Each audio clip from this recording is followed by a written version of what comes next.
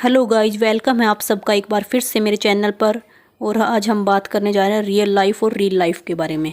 जी हाँ, जितने भी ब्लॉगर्स अपनी रील में दिखाते हैं कि उन सब के बीच में कितना ज़्यादा प्यार है, हस्बैंड वाइफ की कितनी अच्छे रिलेशन हैं, उनके बीच में कितनी अच्छी बॉन्डिंग है और कितना ज़्यादा प्यार मतलब एक दूसरे के साथ है जैसे किसी के बीच में है ही नहीं। और हस्बैंड वाइफ का रिलेशन, सास बहू का रिलेशन, उनके भी सास बहू के बीच का बॉन्ड, मतलब सारी चीज़ें स्क्रिप्टेड दिखाई जाती हैं, फेक दिखाई जाती हैं। स्ट्रेट फॉरवर्ड अगर हम बात कर लें खुशी और विवेक चौधरी के बारे में, जी जिसका सबसे फ्रेश एग्जाम्पल आप सब ने देखा ही होगा कि जो उनके ब्लॉगिंग में दिखाया जाता था कि उन दोनों के बीच में पता नहीं कितना ही ज़्यादा प्यार है। और अब जो उनके कारनामे सामने आए हैं कि दोनों हस्बैंड वाइफ के अफेयर्स हैं और उनके बीच में अब जो चल रहा है जिसके चलते उनकी पूरी फैमिली सोशल मीडिया से गायब है।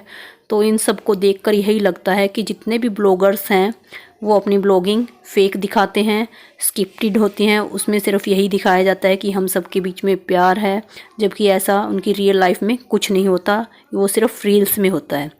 तो यही सब बातें अब बिग बॉस में जैसे अरमान मलिक, पायल और कृतिका के बीच में चल रही हैं। जैसे वो भी अपने ब्लॉग्स में दिखाते हैं कि उनके बीच में बहुत ज़्यादा प्यार है, वो दोनों स्वतंत्र होते हुए भी उनकी कभी लड़ाई नहीं होती। तो इन सब का भी अब धीरे धीरे जैसे ही अब वो बिग बॉस में गए हैं तो धीरे धीरे बहुत सारी ऐसी बातें का खुलासा हो रहा है जो कि उनके ब्लॉग्स में कभी दिखाया नहीं जाता।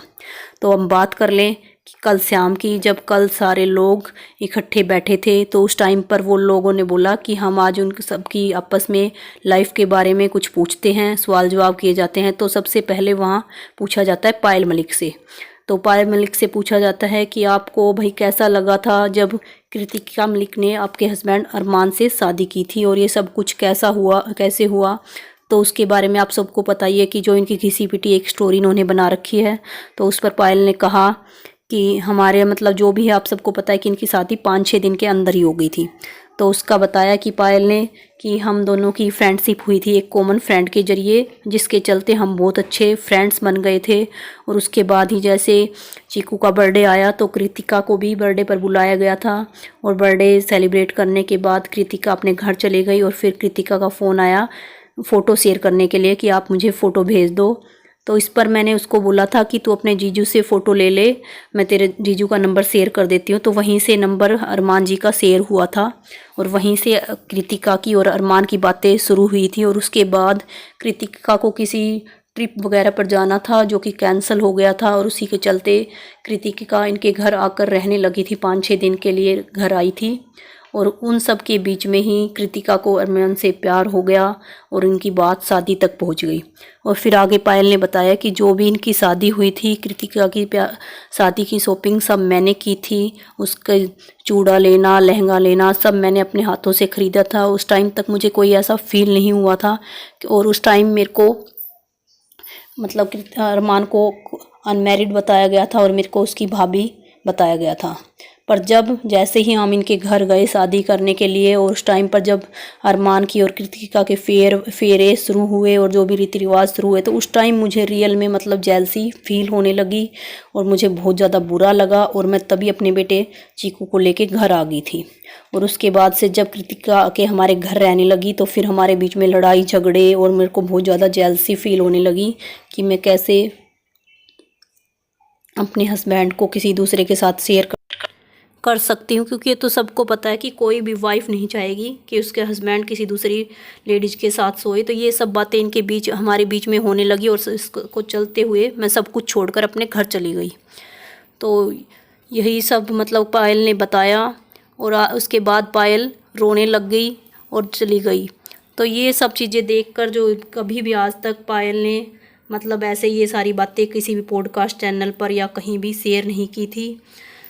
तो फिर उसके बाद जैसे ही पायल रोने लगी, अरमान मलिक और कृतिका मलिक उसको चुप कराने के लिए गए और कृतिका मलिक का वही घिसा पिटा डायलॉग कि जब भी पायल 7 साल पहले की भी कोई भी बात ऐसी हमारी बताती है तो इसको रोना आ जाता है।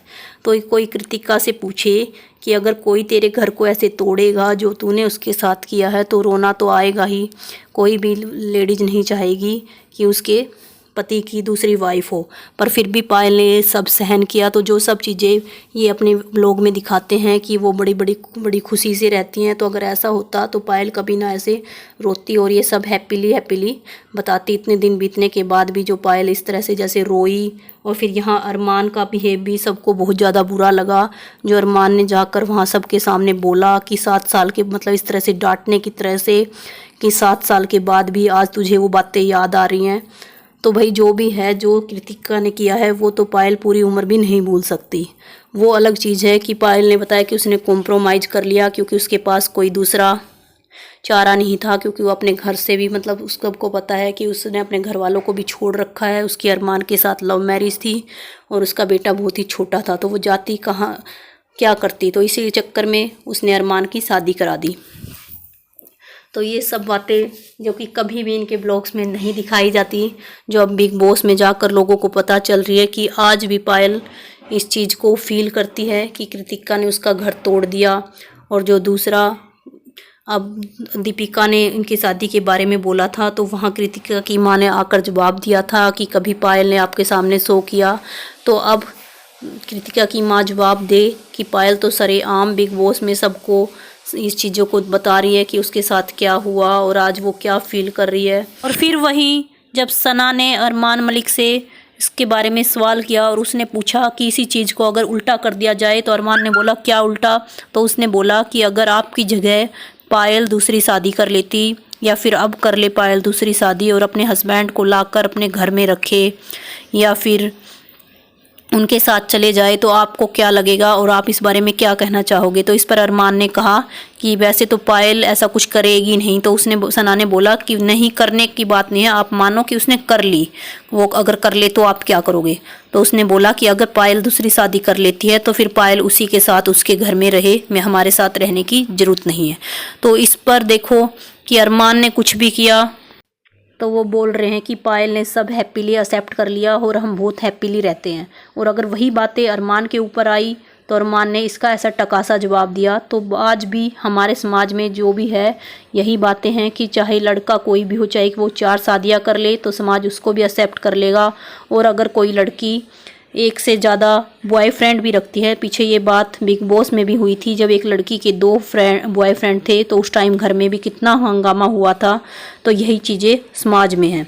तो आपका इस बारे में क्या कहना है कमेंट बॉक्स में ज़रूर बताइएगा। और जिन्होंने मेरे चैनल को सब्सक्राइब नहीं किया है प्लीज़ सब्सक्राइब कर लीजिएगा। फिर मिलते हैं नेक्स्ट वीडियो में, तब तक के लिए बाय बाय।